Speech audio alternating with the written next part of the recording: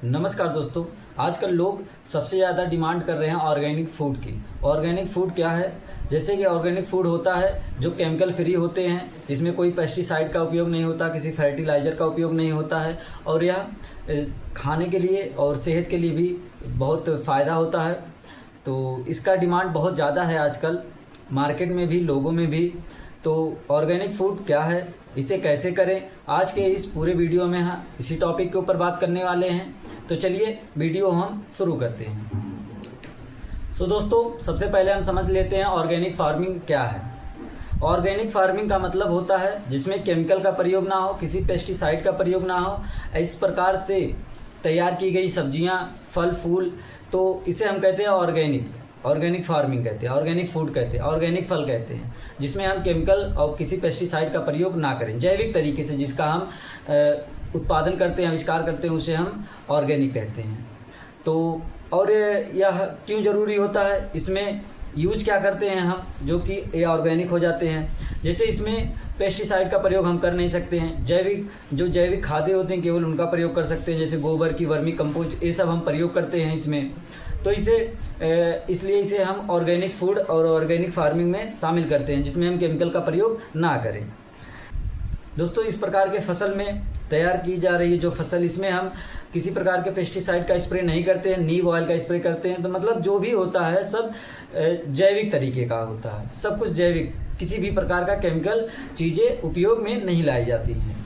तो इसे हम जैविक फार्मिंग कहते हैं और ऑर्गेनिक फूड कहते हैं, ऑर्गेनिक फार्मिंग कहते हैं। इस प्रकार की खेती को हम ऑर्गेनिक फार्मिंग कहते हैं। तो आशा आप लोग समझ गए होंगे। और इसमें जो दूसरा पॉइंट है, ऑर्गेनिक फार्मिंग क्यों ज़रूरी है, ऑर्गेनिक फार्मिंग ज़रूरी क्यों होता है। ऑर्गेनिक फार्मिंग ज़रूरी इसलिए होता है क्योंकि अगर हम ऑर्गेनिक फार्मिंग कर रहे हैं तो मिट्टी जो हमारी है, मिट्टी की क्वालिटी सही बनी रहेगी। और अगर हम केमिकल का प्रयोग कर रहे हैं तो इसमें खाद पड़ता है, यूरिया और DAP, इन सब का प्रयोग बहुत ज़्यादा की जाती है, जिससे मिट्टी की जो उर्वर शक्ति भी होती है वो धीरे धीरे कम होने लगती है। लेकिन ऑर्गेनिक में ये चीज़ें नहीं होती है। तो और जैसे होता है पानी, इन्वायरमेंट जो होता है हमारा, वो भी शुद्ध रहता है, वो भी सही रहता है ऑर्गेनिक फार्मिंग करने से। फसल केमिकल फ्री होते हैं, फसल जो होता है केमिकल फ्री होता है, सेहत के लिए फ़ायदेमंद भी होते हैं क्योंकि इसमें केमिकल किसी भी प्रकार के दवा का प्रयोग किया नहीं गया है। तो ये सब चीज़ें होती हैं और ज़रूरी भी होता है, फ़ायदा भी होता है इन सब चीज़ों से। तो हमें ऑर्गेनिक फार्मिंग ज़रूर करना चाहिए, खासकर हम अपनी जो आने वाली पीढ़ी है, और इसी समय से अगर हम शुरुआत करेंगे तो आगे चल कर के जो हमारी आने वाली पीढ़ी है और भी तकनीकी जो आ रही हैं, अगर हम इस समय से ध्यान देंगे तो ऑर्गेनिक फार्मिंग की तरफ जाया जा सकता है बहुत आसानी से। आने वाले कुछ समय में हम ऑर्गेनिक फार्मिंग में शिफ्ट हो सकते हैं केमिकल फार्मिंग से। तो ऑर्गेनिक फार्मिंग अगर हम करेंगे, खर्चा भी कम आता है, और इसमें क्या रहेगा, आपका जो फल फूल सब्जियां जो होती हैं बहुत स्वस्थ उपजाऊ होती हैं और पैदावार उनका बहुत अच्छे प्रकार से होता है, जिसमें केमिकल नहीं होते हैं। तो इसे कोई भी यूज कर सकता है। तो आप लोग करिए, ऑर्गेनिक फार्मिंग बहुत सही चीज़ होती है, इसे करना भी चाहिए। ऑर्गेनिक फार्मिंग में क्या होता है, मार्केट में भी इसका डिमांड इस समय बहुत ज़्यादा है और आगे इसका डिमांड और तेज़ी से होने वाला है, क्योंकि आप देखेंगे मार्केट में भी ऑर्गेनिक फार्मिंग का डिमांड बहुत ज़्यादा चल रहा है। तो ऑर्गेनिक फार्मिंग करेंगे तो आपका मुनाफा ज़्यादा होगा, फ़ायदा ज़्यादा होगा, आप ज़्यादा कमाई कर सकते हैं। तो आप लोग ज़रूर ऑर्गेनिक फार्मिंग करिए। और ऑर्गेनिक फार्मिंग शुरू कैसे कर सकते हैं, जैसे मिट्टी की तैयारी करना। सबसे पहले तो ज़रूरी चीज़ होती है मिट्टी की तैयारी करना, खेत की तैयार करना।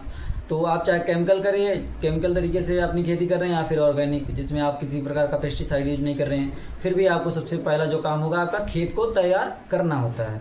तो खेत को तैयार हम कैसे कर सकते हैं, मिट्टी को तैयार कैसे कर सकते हैं, जैसे खेत में केमिकल यूज नहीं करना है, काफ़ी समय से बंद कर देना है केमिकल का प्रयोग करना, यूरिया का प्रयोग करना, DAP का, उसमें हम जैविक खाद जैसे केचुए वाली जो खाद आती है उसका प्रयोग करें, और गोबर की जो खाद आती है उसका प्रयोग करें।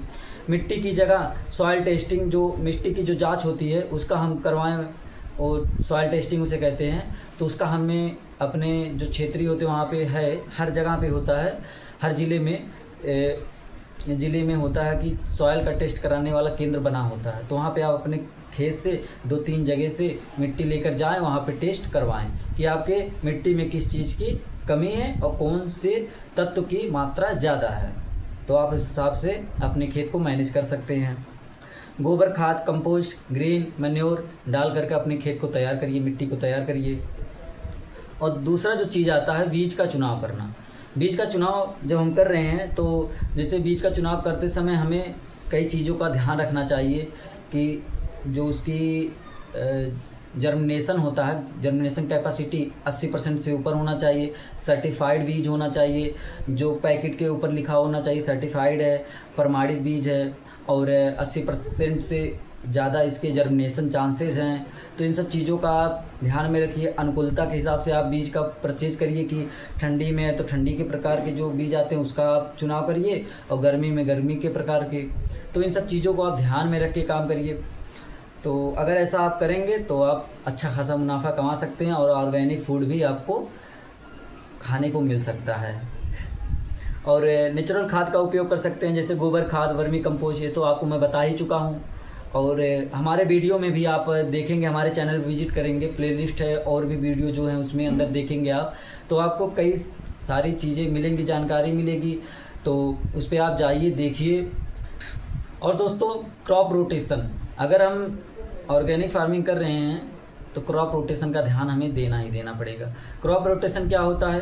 क्रॉप रोटेशन जैसे हम आज एक फसल लगाए हैं इस सीज़न में, तो अगले सीज़न में हमें उसी फसल का अगली बार चुनाव नहीं करना, उसमें दूसरे फसल का चुनाव कर देना है। दूसरा फसल लगाइए आप, फिर अगली बार उस फसल को लगाइए।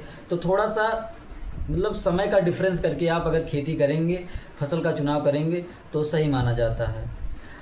जैसे गेहूं के बाद आप दाल का प्रयोग कर सकते हैं, और चावल के बाद आप सब्जियों का खेती कर सकते हैं। तो ऐसे अगर आप करेंगे, इसे क्रॉप रोटेशन कहते हैं, तो आप अच्छा खासा मुनाफा कमा सकते हैं। दोस्तों, एक चीज़ मैं आपको ये भी बताना चाहता हूँ, ऑर्गेनिक फार्मिंग सक्सेस जो टिप्स होते हैं, सक्सेस होने का जो चांस होता है ज़्यादा होता है। छोटे लेवल से आप शुरू कर सकते हैं, इसमें आपका ज़्यादा पैसा खर्च नहीं होने वाला है। आप छोटे लेवल से शुरू करके धीरे धीरे अपने बिजनेस को बड़ा कर सकते हैं, खेती को बड़े स्तर तक ले जा सकते हैं।